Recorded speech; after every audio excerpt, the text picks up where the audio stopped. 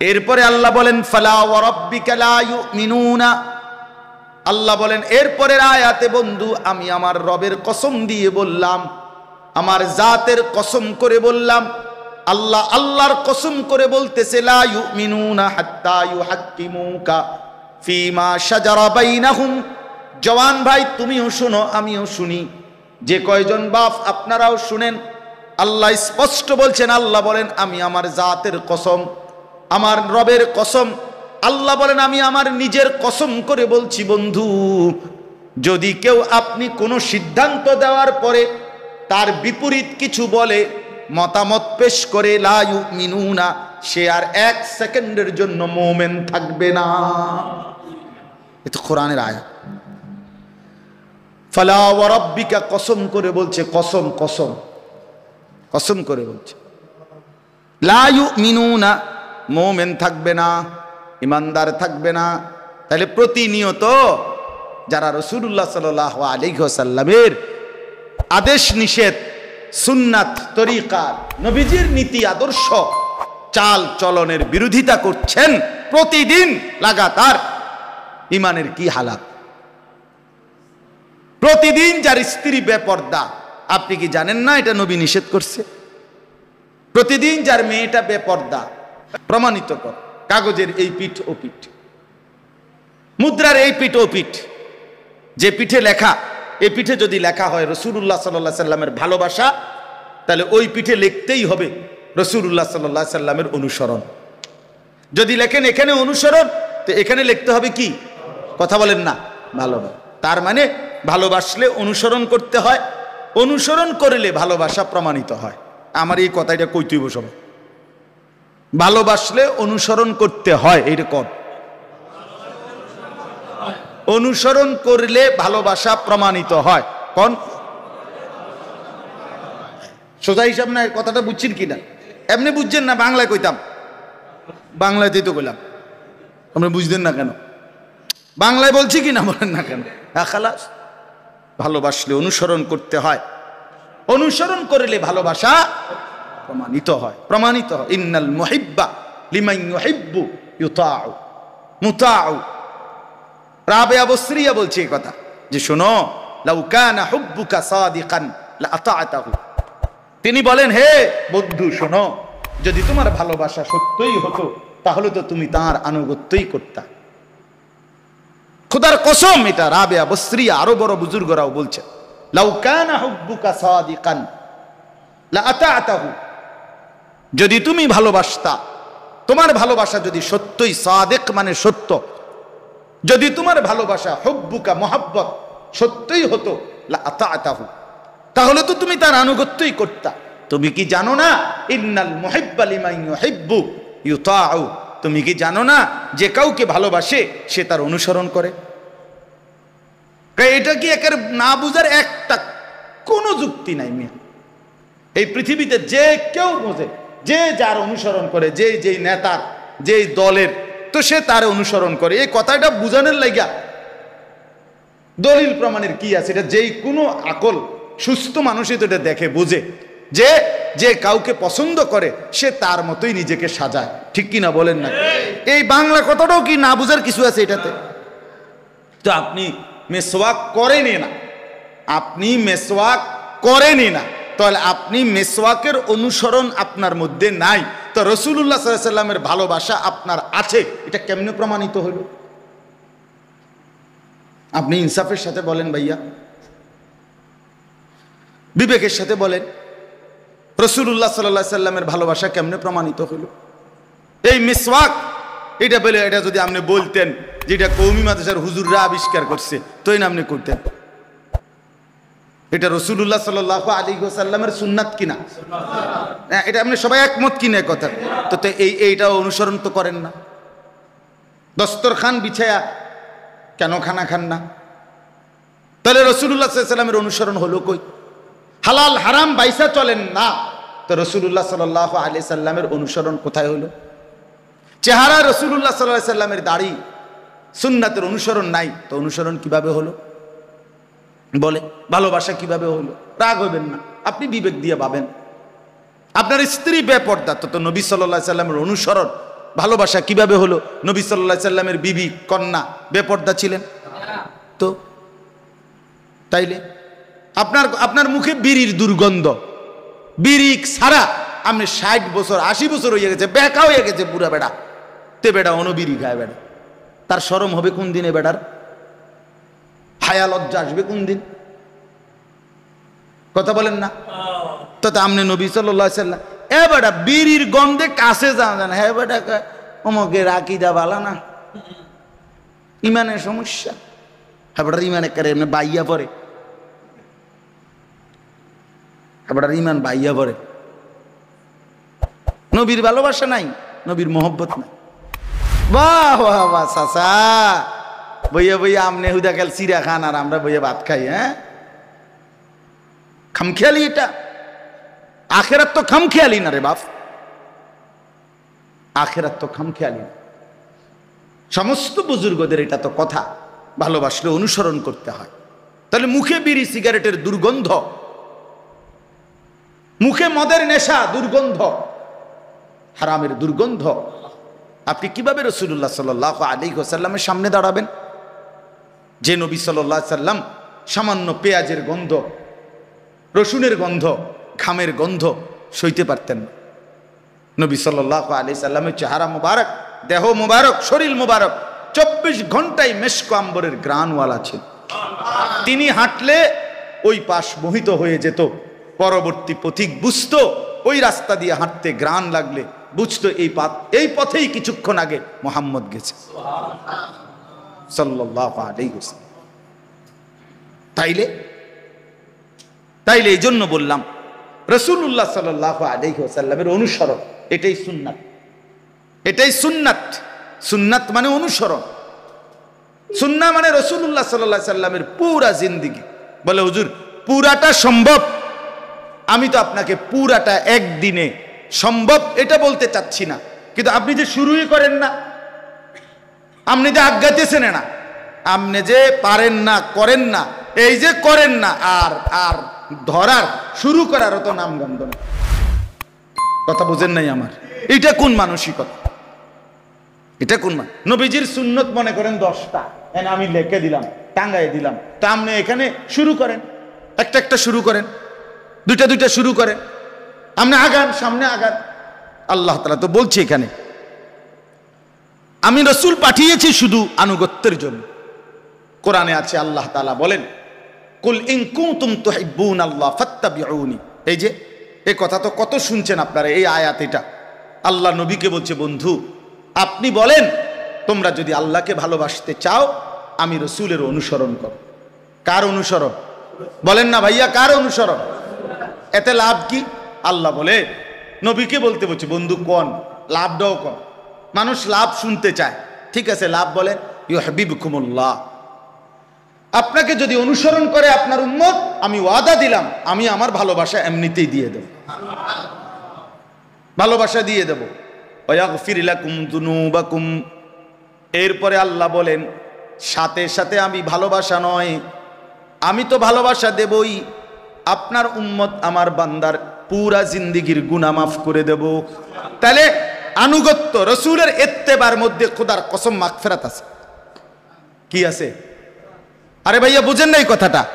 নবীকে অনুসরণ করলে আল্লাহর মহব্বতও পাওয়া যাবে, আবার গুনাহের মাফি মাগফিরাত পাওয়া যাবে কিনা বলেন? তাহলে সুন্নতের মধ্যে কি আছে? মাগফিরাত আছে। সুন্নতের মধ্যে কি আছে বলেন? আনুগত্যের মধ্যে কি আছে বলেন? অনুসরণের মধ্যে কি আছে বলেন? আর মাগফিরাত দরকার। আরে আমাদের মাগফিরাত দরকার, তো সুন্নতের অনুসরণ করেন। আল্লাহ তো বলছেন এই কথা, ওয়াগফির লাকুম যুনুবাকুম। এবার এই আয়াত শুনেন, বাকি অংশ আজীব হয়ে যাবেন। আল্লাহ পাক আমার নবী সাল্লাল্লাহু আলাইহি সাল্লামকে কতটা, আমাদের জন্য কত বড় সৌভাগ্য তিনি, যে নবীর ব্যাপারে আল্লাহ 1 নম্বরে বললেন তোমাদের মাগফিরাত আমার বন্ধুর সুন্নতের অনুসরণ আনুগত্যের মধ্যেও আছে। এবার আল্লাহ বলেন আমি আরেকটু কাছাইয়া দেই, বান্দা তোমার মাগফিরাত দরকার তো আমি আরো একটু কাছাইয়া দেই। আমার বন্ধুর সামনে উপস্থিত হওয়া আর বন্ধুকে সামনে রাইখা তুমি যদি আমি আল্লাহর কাছে হাত তুলে গুনাহ মাফ চাও, মাগফিরাত চাও, আর যদি শুধু কদ্দুর কইতারো আমার নবীকে যে ইয়া রাসূলুল্লাহ আপনিও আমার লাগে একটু সুপারিশ করেন, আর তোমার জন্য যদি তোমার নবী আমার বন্ধু আমি আল্লাহর কাছে একটু সুপারিশ করে বলে, তা আমি ওয়াদা দিলাম সাথে সাথে গুনাহ মাফ। এইটাই আয়াতের বাকি অংশের অর্থ। তাহলে সুন্নাতের আনুগত্য অনুসরণের মধ্যেও মাগফিরাত, আবার আমার নবীর সামনে উপস্থিত হইয়া তাকে সামনে রাইখা যদি আমার কাছে দোয়া করো আর নবীজির কাছে যদি আবদার করো যে আপনি কদ্দুর আমার লাইগা বলেন, সুপারিশ করেন, সুপারিশ করেন, তাইলে আল্লাহ বলেন আমি ওয়াদা দিচ্ছি আমি তওবা কবুল করব। ওয়ালাউ আন্নাহুম ইয যালামু আনফুসাহুম, রব্বুল আলামিন বলেন ওয়ালাউ আন্নাহুম ইয যালামু আনফুসাহুম, আল্লাহ তাআলা বলেন বন্ধু একটা সুন্দর ফর্মুলা শুনেন, নবীকে আল্লাহ শুনিয়েছেন একটা সুন্দর পদ্ধতি শুনেন। আমার বান্দারা যদি পুরা জিন্দেগি গুনাহ এবং নাফরমানি করে নিজেকে একদম জুলুম করে শেষ করে ফেলেছে, এবার যদি জাউকা আপনি রাসূলের সামনে এসে উপস্থিত হয়, আপনার সামনে দাঁড়ায়, তাফসীরের মধ্যে আছে নবীজির জীবিত থাকতে যেই কথা, নবীজির ইন্তেকালের পরে মদিনার রওজায় রওজা শরীফের সামনে দাঁড়ানো একই কথা, সুবহানাল্লাহ। অর্থাৎ জীবিত থাকতে যেই হুকুম এখনো সেই হুকুম সেম, বরাবর 100 সমান। আপনার সামনে এসে যদি দাঁড়ায় ফাস্তাগফিরুল্লাহ, অতঃপর আপনাকে সামনে রেখে যদি আমি আল্লাহর কাছে ইস্তেগফার করে গুনাহ মাফ চায়, ওয়াস্তাগফারা লাহুমুর রাসূল, আপনি রাসূলও যদি আপনার উম্মতের প্রতি মায়া করে আপনিও যদি আমি আল্লাহর কাছে সুপারিশ করেন, ইস্তেগফার করেন, আপনিও যদি বলেন মাওলা আমার উম্মতের গুনাহ মাফ করে দেন, ওই বেশি কাঁদতেছে আল্লাহ আপনি ওরে মাফ করে দেন, লাওয়াজাদুল্লাহ তাওয়াবার রাহিমা, তাইলে আমি আল্লাহ ওয়াদা দিলাম বন্ধু আমি আল্লাহকেই আপনি তওবা কবুলকারী হিসাবেই তাৎক্ষণিক পাবেন, রাহিমা দয়ালু হিসাবেই পাবেন, অর্থাৎ দেরি করব না, মাফ করে দেব। এরপরে আল্লাহ বলেন ফালা ওয়া রাব্বিকা লা ইউমিনুনা, আল্লাহ বলেন এরপরের আয়াতে বন্ধু আমি আমার রবের কসম দিয়ে বললাম, আমার জাতের কসম করে বললাম, আল্লাহ আল্লাহর কসম করে বলতেছে লা ইউমিনুনা হাত্তা ইউহাক্কিমুকা ফীমা শাজারা বাইনাহুম। জওয়ান ভাই তুমিও শুনো আমিও শুনি, যে কয়জন বাপ আপনারাও শুনেন, আল্লাহ স্পষ্ট বলছেন, আল্লাহ বলেন আমি আমার জাতের কসম, আমার রবের কসম, আল্লাহ বলেন আমি আমার নিজের কসম করে বলছি বন্ধু, যদি কেউ আপনি কোনো সিদ্ধান্ত দেওয়ার পরে তার বিপরীত কিছু বলে, মতামত পেশ করে, লা ইউমিনুনা, সে আর 1 সেকেন্ডের জন্য মুমিন থাকবে না। এটা কোরআনের আয়াত। ফালা ওয়া রাব্বিকা, কসম করে বলছে, কসম কসম কসম করে বলছে, লা ইউমিনুনা, মুমিন থাকবে না, ইমানদার থাকবে না। তাহলে প্রতিনিয়ত যারা রাসূলুল্লাহ সাল্লাল্লাহু আলাইহি ওয়াসাল্লামের আদেশ নিষেধ, সুন্নাত, তরিকা, নবীজির নীতি আদর্শ, চাল চলনের বিরোধিতা করছেন প্রতিদিন লাগাতার, ইমানের কি হালাত। প্রতিদিন যার স্ত্রী বেপর্দা, আপনি কি জানেন না এটা নবী নিষেধ করছে?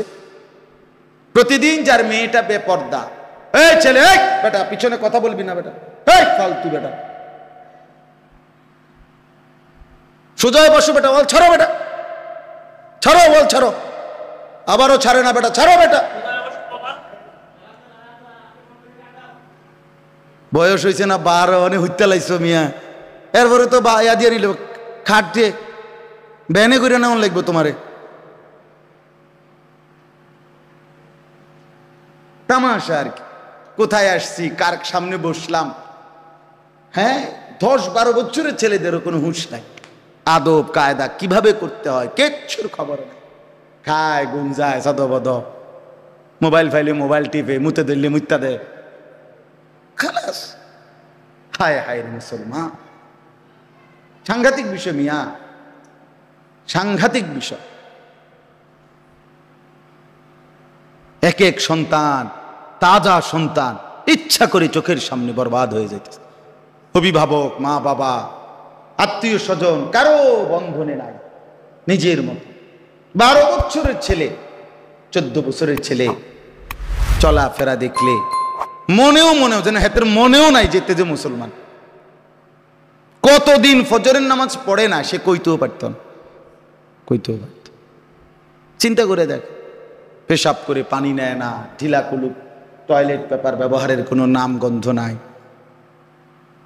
শাহওয়াত, সারাদিন বন্ধুদের আড্ডা, ফোলাফানের আড্ডা, মেয়ের ছবি দেখা, নারীর ছবি দেখা, নাচ গান, জেনা ব্যভিচারের দৃশ্য দেখা।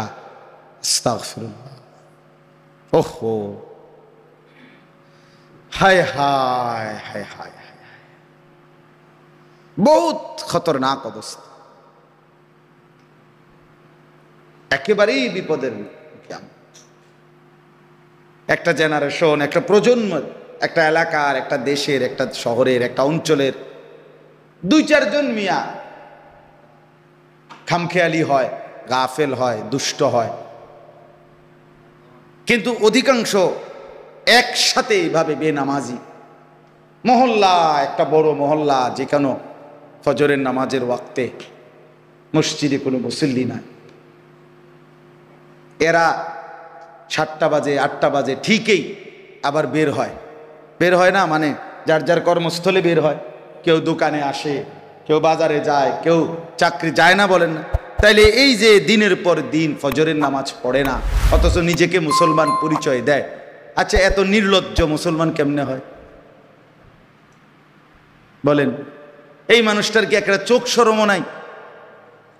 তার কি একটা চক্ষু লজ্জাও নাই যে এই বেশরম কেমনে ঘরের থেকে বাইরিল, যে তোরে তো কোনো দিন দেখি নাই বেটা ফজরের নামাজ পড়তে?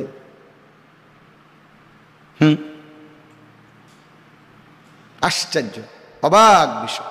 সবাই মেনে নিছে, সবাই আমরা মেনে নিছি, ছেলে মেয়ে, বড় ছোট, জওয়ান বুড়া, বাবা ছেলে, দাদা নাতি, সবাই একটা অবস্থা। এই কথাটার উপরে সবাই মেনে নিছে যে আল্লাহর নাফরমানি যে যেমনি যেদ্দুর পারো করো, কারো কোনো বাধা দেওয়ার কোনো দরকার নাই।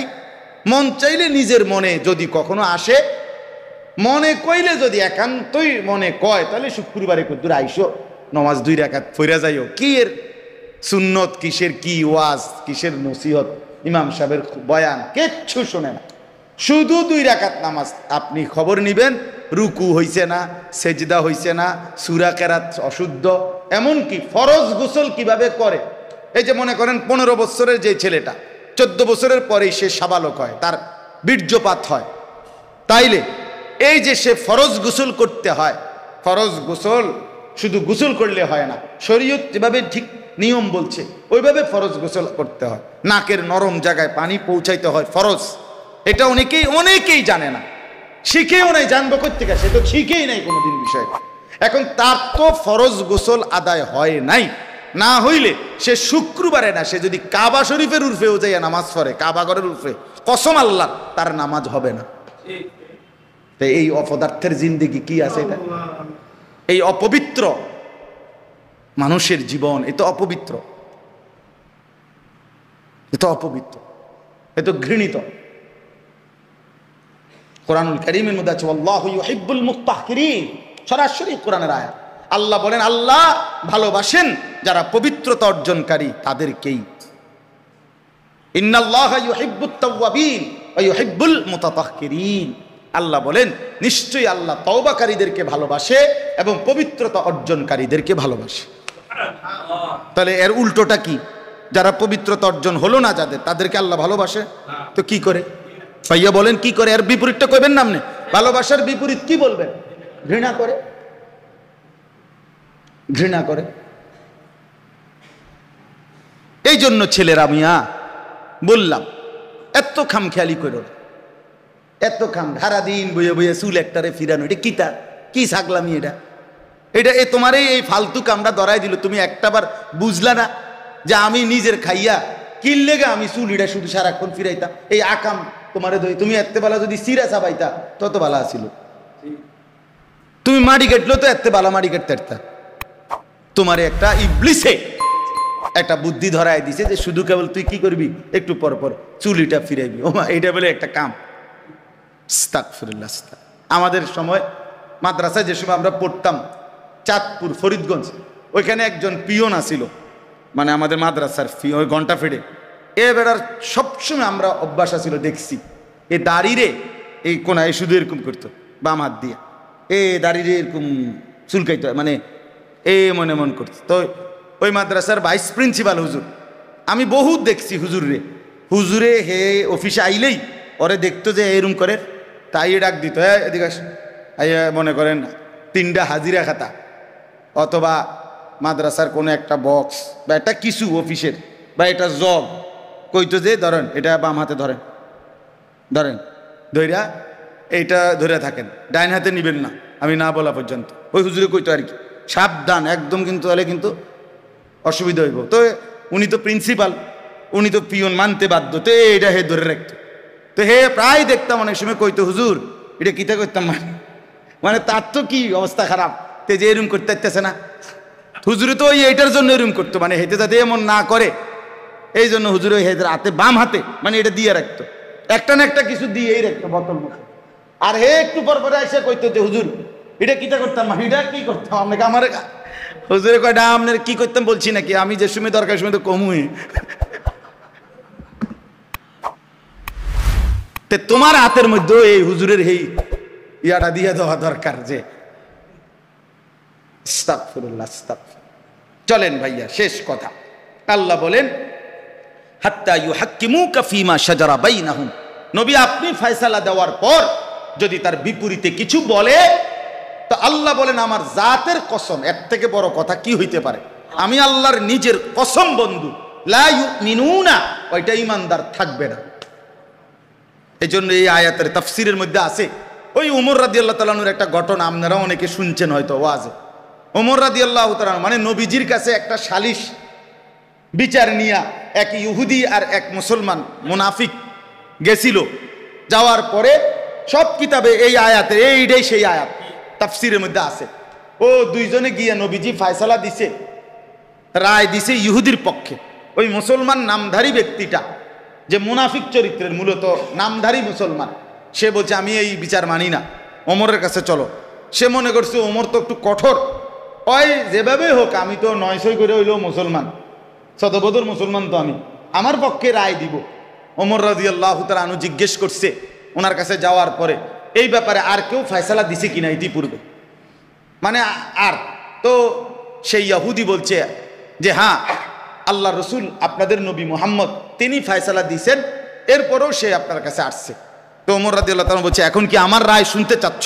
বলছে হ্যাঁ আপনার রায়, যে অপেক্ষা করো, দাঁড়াও এখানে, আমি ভিতর থেকে, এটাই তাফসীরে আছে, ভিতর থেকে তরবারি আইনা একটা কোপ দিয়া ওই মুনাফিকের কল্লাটা ফালাইয়া তিনি বলছে হাদা মা কাদাইতু মান লাম ইয়ারদা বিকাদাই রাসূলিল্লাহ, রাসূলের ফয়সালা যে মানে নাই তার ব্যাপারে আমার রায় এটাই।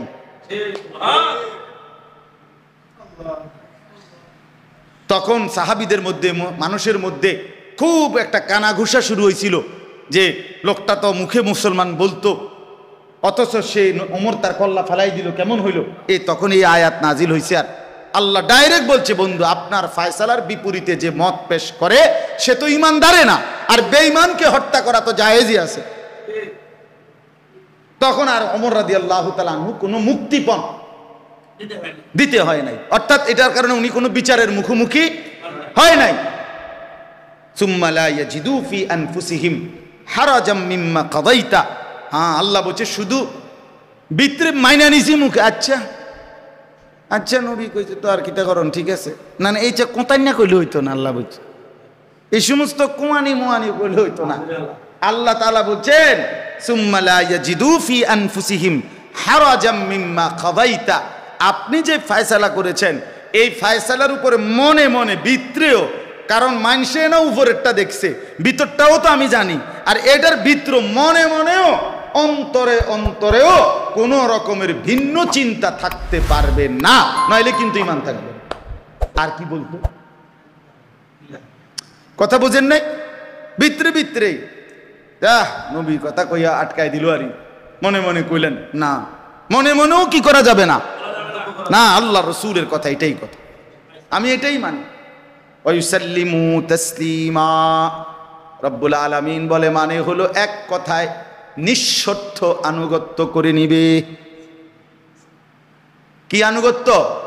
নিঃশর্ত আনুগত্য করে, অর্থাৎ পুরাপুরি মেনে নিবে। আমার বাপ আমার ভাই, কথা শেষ।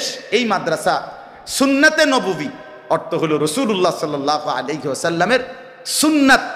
অতএব আমরা প্রত্যেকে আজকে এই মাদ্রাসার নামের কারণেই আমি এটা বললাম, দয়া করে আপনারাও ছেলেরা, তোমরাও ভাইয়া চেহারা সুরত আরেকটু ঠিক করো ভাইয়া। রাসূলুল্লাহ সাল্লাল্লাহু আলাইহি ওয়াসাল্লামের চুল মুবারক কেমন ছিল এটা একটু জানার চেষ্টা করো, কইরা ওইভাবে চুলটা রাখেন।